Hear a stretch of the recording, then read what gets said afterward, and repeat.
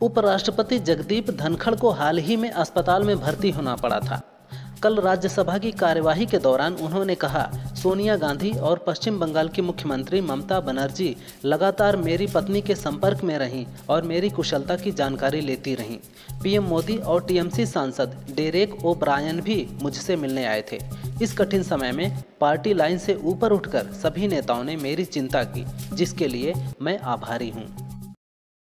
अमेरिकी पॉडकास्टर के साथ एक इंटरव्यू में पीएम मोदी ने मिडिल ईस्ट के संकट को लेकर कहा था कि वैश्विक संस्थाएं संघर्षों से निपटने में कामयाब नहीं हैं, उनमें सुधार जरूरी है।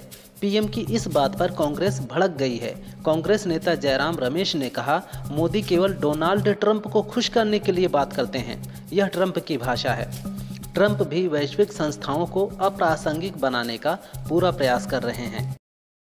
All India personal law board द्वारा वक्फ संशोधन विधेयक 2024 के खिलाफ विरोध प्रदर्शन करने पर सपा सांसद धर्मेंद्र यादव ने कहा कि सरकार लोगों के हित का बात कर रही है, जो कानून लोगों के लिए बना रही है। वही लोग उस कानून से संतुष्ट नहीं हैं। मुझे लगता है कि देश में कोई भी कानून बनता है तो वो लोगों को भरोसे में लेकर ही बनाया जाता है।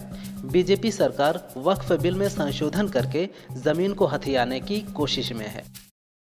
साउथ अफ्रीका के बॉलर कॉर्बिन बॉश ने आईपीएल खेलने के लिए पाकिस्तान सुपर लीग छोड़ने का फैसला किया है, जिस पर पाकिस्तान क्रिकेट बोर्ड ने आपत्ति जताते हुए उन्हें कानूनी नोटिस भेज दिया है।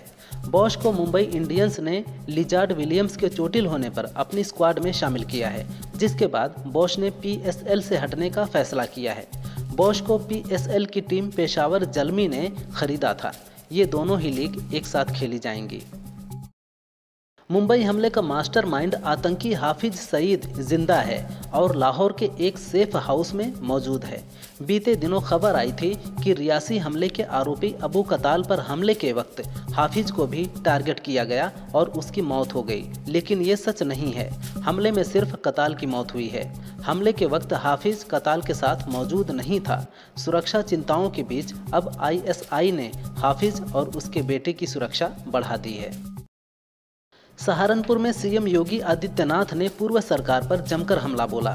सीएम योगी ने कहा, पिछली सरकार ने 1 डिस्ट्रिक्ट 1 माफिया दिया, हमने 1 डिस्ट्रिक्ट 1 प्रोडक्ट दिया।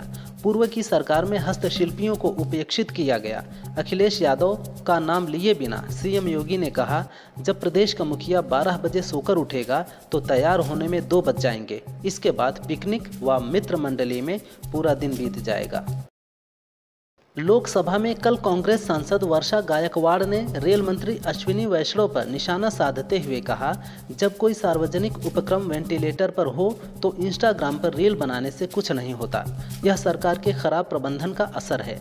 दावा किया जाता है कि रेल बजट में अभूतपूर्व बदलाव किए गए, जबकि ये गलत है। सच ये है कि ये फेल बजट है। पब्लिक सेक्टर के उपक्रम खराब स्थिति में हैं।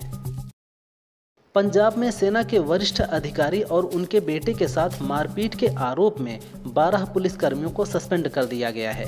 आरोप है कि कार हटाने को लेकर सैन्य अधिकारी और पुलिसकर्मियों के बीच विवाद हुआ, जिसके बाद पुलिसकर्मियों ने पिता और पुत्र के साथ जमकर मारपीट की। इससे सैन्य अधिकारी का हाथ टूट गया और उनके बेटे के सिर में गंभीर चोट आई है। दावा है कि घटना का सीसीटीवी फुटेज भी है।